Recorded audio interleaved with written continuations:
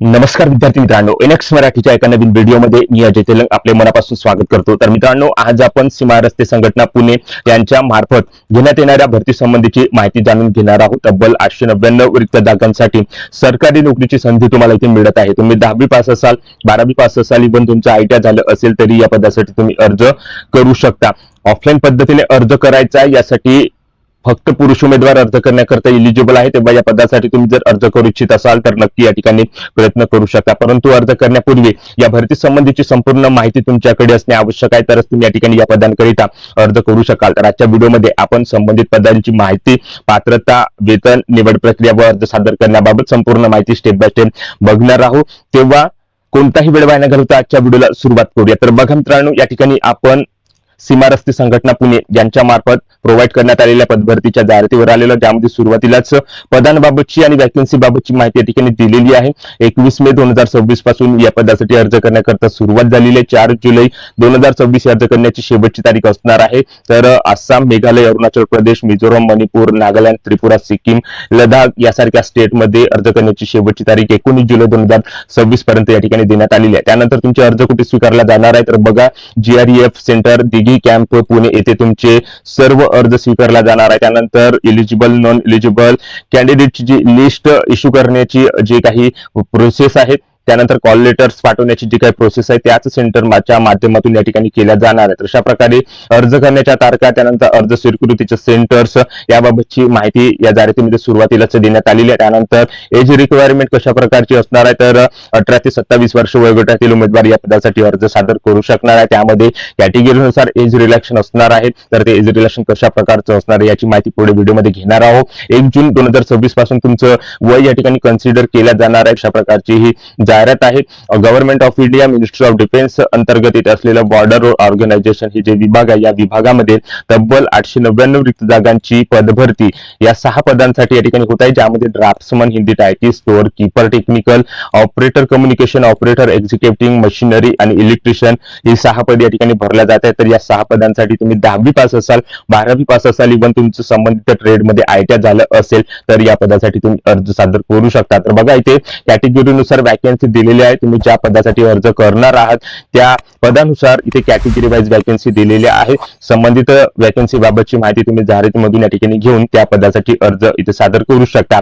काही ज्या जागा आहे मित्रांनो, त्या जागा एक सर्व्हिसमॅन आणि दिव्यांगांकरता इथे राखीव ठेवण्यात आलेल्या आहे, त्याचा तपशील इथे बघू शकता। त्यानंतर या ठिकाणी तुम्हाला जे काही वेतन असणार आहे, DA, HRA, transport allowance, risk allowance यासारख्या ज्या सुविधा आहेत त्या शासकीय नियमानुसार तुम्हाला या ठिकाणी दिल्या जाणार आहे। सविस्तर माहिती तुम्ही या विभागाच्या ऑफिशियल वेबसाईट वर जाऊन या ठिकाणी घेऊ शकता। तर अशा प्रकारे या ठिकाणी बघू शकता, या ठिकाणी काही सूचना ज्या आहे उमेदवारांकरता या पदभरतीच्या ते देण्यात आलेल्या आहे। 21 मे 2026 पासून तुमचं अर्ज या ठिकाणी स्वीकारला जाणार आहे।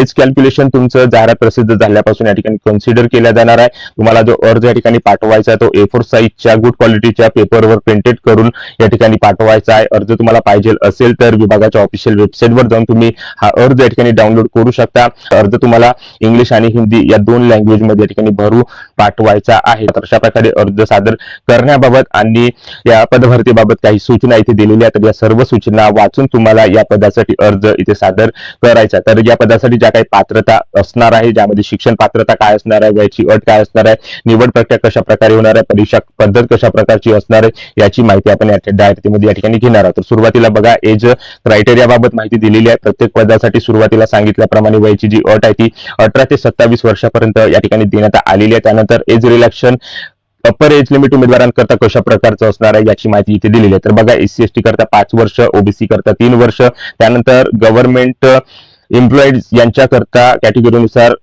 एज रिलॅक्शन बघू शकता। SC ST करता 45, OBC करता 43, तर जनरल कॅटेगरी करता 40 वर्ष या ठिकाणी एज रिलॅक्शन लागू असणार आहे। दिव्यांगांकरता 10 वर्ष, तर जम्मू काश्मीर मायग्रेंट उमेदवारांकरता 5 वर्ष पर्यंतचे एज रिलॅक्शन इथे लागू करण्यात आलेले आहे। तर अशा प्रकारे दिलेल्या एज क्रायटेरिया नुसार तुम्ही या पदासाठी अर्ज या ठिकाणी सादर करू शकता। त्यानंतर अप्लिकेशन फी या ठिकाणी किती असणार आहे, कुठे तुम्हाला अप्लिकेशन फी भरायची आहे त्याची माहिती दिलेली आहे। तर बघा, त्यामध्ये ₹50ची फी आहे ती general candidate, EWS candidate, ex serviceman, ex Agniveer यांच्याकरता असणार आहे. त्यानंतर अदर बॅकवर्ड क्लास यांच्याकरता सुद्धा ₹50 फी असणार आहे. त्यानंतर शेड्यूल्ड कास्ट, शेड्यूल्ड ट्राईब्स, दिव्यांगांकरता कसल्याही प्रकारचं अप्लिकेशन फी या ठिकाणी लागणार नाही. या ठिकाणी फक्त general, EWS, OBC, ex serviceman, ex Agniveer यांच्याकरता ही फी या ठिकाणी देण्यात आलेली आहे. ऑनलाईन पद्धतीने तुम्हाला फी या ठिकाणी भरायची, त्याची लिंक तुम्ही जाहिरातीमध्ये या ठिकाणी बघू शकता. तर अशा प्रकारे अप्लिकेशन फी बाबत या ठिकाणी माहिती देण्यात आलेली आहे. नॉन रिफंडेबल फी या ठिकाणी असणार आहे. त्यानंतर शिक्षण पात्रता इथे बघू शकता, प्रत्येक पदानुसार इथे देण्यात आलेले आहे. सुरुवातीला ड्राफ्ट्समन हे पद या ठिकाणी भरल्या जात आहे. या पदासाठी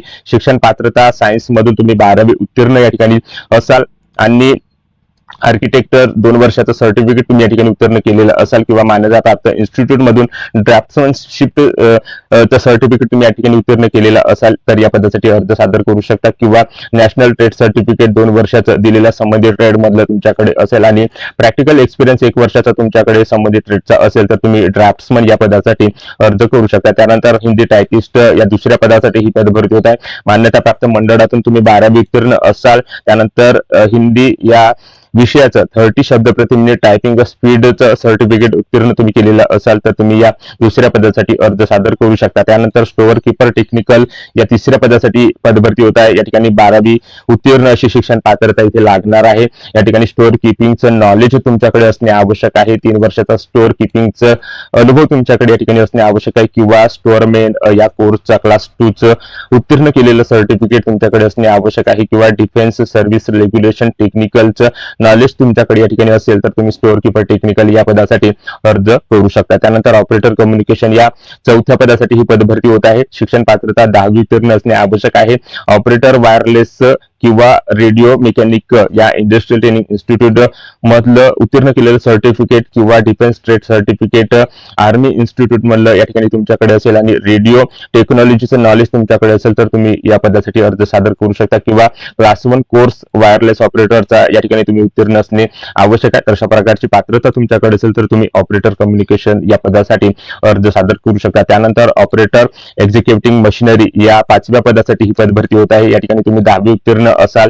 मोटर व्हेकल ड्रायव्हिंग लायसन्स तुमच्याकडे या ठिकाणी असेल किंवा क्लास 2 चा कोर्स ऑपरेटर एक्झिक्युटिव्ह मशिनरीचा तुम्ही या ठिकाणी उत्तीर्ण केलेला असाल तर या 5व्या पदासाठी अर्ज तुम्ही सादर करू शकता. त्यानंतर इलेक्ट्रिशियन या शेवटच्या पदासाठी ही पदभरती होत आहे. या पदासाठी शिक्षण पात्रता 10वी उत्तीर्ण असणे आवश्यक आहे. त्या ऑटो इलेक्ट्रिशियन इंडस्ट्रियल ट्रेनिंग इन्स्टिट्यूटचं सर्टिफिकेट तुम्ही या ठिकाणी उत्तीर्ण करणे आवश्यक आहे. किंवा 2 वर्षाचा इलेक्ट्रिशियन कोर्स तुम्ही या ठिकाणी उत्तीर्ण करणे आवश्यक आहे. तर अशा प्रकारची पात्रता तुमच्याकडे असेल तर तुम्ही इलेक्ट्रिशियन या पदासाठी अर्ज इथे सादर करू शकता. तर अशा प्रकारे प्रत्येक पदानुसार या ठिकाणी शिक्षण पात्रता इथे देण्यात आलेली आहे. तर या दिलेल्या शिक्षण पात्रतेनुसार तुम्ही जर या पदासाठी एलिजिबल असाल तर इथे अर्ज करू शकता. त्यानंतर या ठिकाणी बघा तुमची एक रिटर्न टेस्ट इथे घेतल्या जाणार आहे. तर त्या रिटर्न टेस्ट करता कशा प्रकारचं या ठिकाणी सिलेबस असणार आहे तर त्या सिलेबस बाबतची माहिती दिलेली आहे. प्रत्येक पदानुसार सिलेबस वेगवेगळा या ठिकाणी असणार आहे. त्यानंतर रिटर्न टेस्ट झाल्यानंतर तुमची ट्रेड टेस्ट या ठिकाणी होणार आहे. त्यामध्ये हिंदी टायपिस्ट करता ट्रेड टेस्ट, ऑपरेटर कम्युनिकेशन करता, ऑपरेटर एक्झिक्युटिव्ह मशिनरी करता आणि इलेक्ट्रिशियन या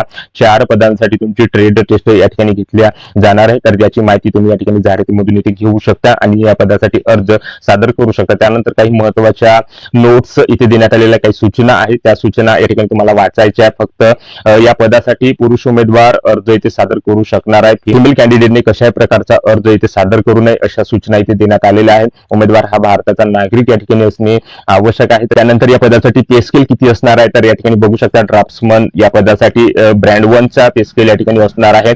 20,200 रुपयाचा पे स्केल या ठिकाणी तुम्हाला दिले जाणार आहे. ग्रेड पे 2,800चा असणार आहे. हिंदी टायपिस्ट या पदासाठी 20,000 रुपये प्रति महिना या ठिकाणी सॅलरी असणार आहे. त्यानंतर स्टोअर कीपर करिता सुद्धा या ठिकाणी 20,000 रुपये 200 सॅलरी असणार आहे. ऑपरेटर करता या ठिकाणी 20,200 रुपये सॅलरी असणार आहे. त्यानंतर ऑपरेटर एक्झिक्युटिव्ह मशिनरी करता सुद्धा या ठिकाणी 20,200 ची सॅलरी असणार आहे.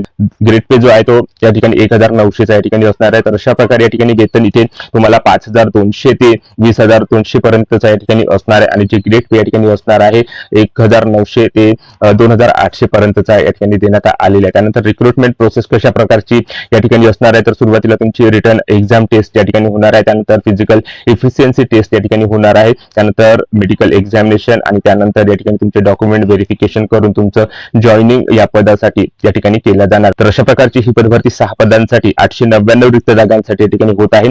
बॉर्डर रोड ऑर्गनायझेशन या विभागाकडून ही जाहिरात इथे प्रसिद्ध करण्यात आलेली आहे. तर आजच्या व्हिडिओच्या माध्यमातून याच पदभरतीची माहिती आपण थोडक्यात घेण्याचा प्रयत्न केलेला. तेव्हा व्हिडिओ आवडला असेल तर व्हिडिओला लाईक करा. आपल्या NX मराठी युट्यूब चॅनलवर नवीन असाल तर चॅनलला सबस्क्राईब करून बाजूची नोटिफिकेशन बेल प्रेस करून घ्या व ज्या उमेदवारांना अशा नोकरीची आवश्यकता आहे त्या उमेदवारांना हा व्हिडिओ नक्की शेअर करा व या पदभरतीबाबत तुमच्या ज्या काही समस्या जे काही प्रश्न असतील कमेंट करून नक्की सांगा. जय हिंद, जय महाराष्ट्र.